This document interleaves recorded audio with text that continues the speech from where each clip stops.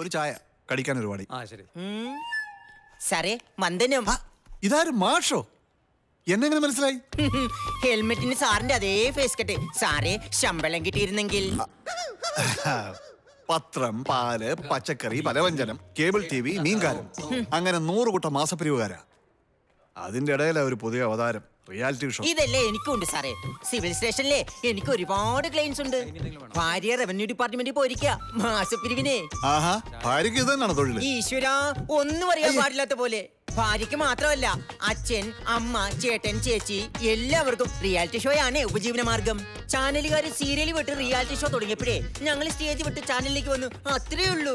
ഇപ്പൊ എല്ലാ ചാനലിലും ഞങ്ങൾ പഠിപ്പിക്കുന്ന ഒരു ലോഡ് കുട്ടികളാ മത്സരിക്കുന്നത്. സാറിന് അറിയുമോ അത്? സാറിന്റെ മോളിപ്പോ 7ാം റൗണ്ട് എത്തി നിൽക്കില്ലേ? ഇനി SMS മോളെ രക്ഷിച്ചോളൂ. അതിന് ഞാൻ തന്നെ കാശിറക്കണമല്ലോ. എന്താ സാറേ, സാറിന്റെ മോളുടെ പണി എന്താ? വോട്ട് തണ്ടുക. ഇതുകൊണ്ടുള്ള ഗുണം ആർക്കൊക്കെയാ? മൊബൈൽ കമ്പനിക്കാർക്കും ചാനലുകാർക്കും. പിന്നെ സാറിന്റെ മുഖ്യ യോഗം ഉണ്ട്, ഒരു ഫ്ലാറ്റും കിട്ടും. അവക്ക് ഫ്ലാറ്റ് കിട്ടുന്നതിന് ഞാൻ ഫ്ലാറ്റ് ആകും. സാറ് ഫ്ലാറ്റ് ആയാലും എന്താ സാറേ, ഫ്ലാറ്റ് കിട്ടിയാ പോരെ? സാറി എന്റെ ശമ്പളം കഴിഞ്ഞ മാസത്തേക്ക് കുടിശ്ശിയുണ്ട് കേട്ടോ. എപ്പോഴും അതെ, ശമ്പളം ചോദിക്കാൻ അന്നേരം എവിടെ നേരം ഒരു കോള് കയറി വരും. ഹലോ, ആരാ? മിസ്റ്റർ മുകുന്ദൻ, നിങ്ങൾ അത്യാവശ്യമായിട്ട് കല്ലൂർ ജംഗ്ഷൻ വരെ ഒന്ന് വരണം. എന്തിനാ? നിങ്ങൾക്ക് ഉപകാരപ്പെടുന്ന ഒരു കാര്യത്തിനാണ് മിസ്റ്റർ. എന്താ കാര്യം? നിങ്ങൾ ആരാ? നേരിൽ പറയാം. ഈ ചാൻസ് നിങ്ങൾ മിസ്സാക്കരുത്. എത്രയും പെട്ടെന്ന് കല്ലൂർ ജംഗ്ഷൻ എത്തണം. ഓക്കെ?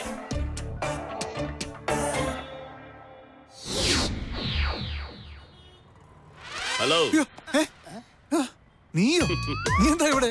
ഞാനാണെന്ന് പറഞ്ഞാൽ നീ വരത്തില്ല. അതുകൊണ്ടാണ് ശബ്ദം മാറ്റി വിളിച്ചത്. ഇതെന്താ, ഒന്നെടുത്തപ്പോ ഒന്ന് ഫ്രീ കിട്ടിയതാണോ? രണ്ടുപേരും ഒരേ യൂണിഫോമിൽ. അതെ, എന്തിനാ വിളിച്ചത്? അതെ, ഇന്ന് ശമ്പളം കിട്ടിയ ദിവസമില്ല. അതെ, ഒരു 2000 രൂപ എടുക്കാനുണ്ട്. 1000 രൂപയാലും മതി. 1000 പോയിട്ട് 500 പോലും നീക്കി വെക്കാനില്ല. ആണല്ലോ, അതാണ് ഇപ്പൊ തന്റെ പ്രശ്നം. എങ്കിൽ താൻ ധൈര്യമായി ഞങ്ങളോടൊപ്പം വന്നു. എവിടേക്ക്? ഉത്തരങ്ങളില്ലാത്ത ചോദ്യങ്ങളുണ്ട്, പരിഹാരമില്ലാത്ത പ്രശ്നങ്ങളുണ്ട്. ആണല്ലോ, അതെ. എങ്കിൽ ഞങ്ങളുടെ കാലടികൾ പിന്തുടരൂ, അല്ലേ സാറേ? അതെ, തന്റെ എല്ലാ സാമ്പത്തിക പ്രശ്നങ്ങളും ഇന്നോടെ തീരും. ഓഡിറ്റോറിയത്തിലേക്ക് കയറുന്നതിന് മുമ്പ് ചില കാര്യങ്ങൾ പറഞ്ഞുതരാനുണ്ട്. ഈ RNP പ്രോഡക്ട്സ് എന്ന് പറഞ്ഞ് കേട്ടിട്ടുണ്ടോ? ഇല്ല. അതായത് MLM, മൾട്ടി ലെവൽ മാർക്കറ്റിംഗ്. അതിന്റെ മീറ്റിംഗ് സ്ഥലത്തേക്കാണ് നമ്മളിപ്പോ പോകുന്നത്. ഈ RNP എന്ന് വെച്ചാൽ പഴയ മണി ചെയിൻ പോലുള്ള പരിപാടിയല്ലേ? ഏതാണ്ട് അതുപോലെ തന്നെ. ആദ്യം നമ്മൾ ചേരുന്നു, പിന്നെ നമ്മൾ 2 പേരെ ചേർക്കുന്നു. ഒരാളെ വലത്തിടുന്നു, മറ്റേ ആളെ ഇടത്തിടുന്നു.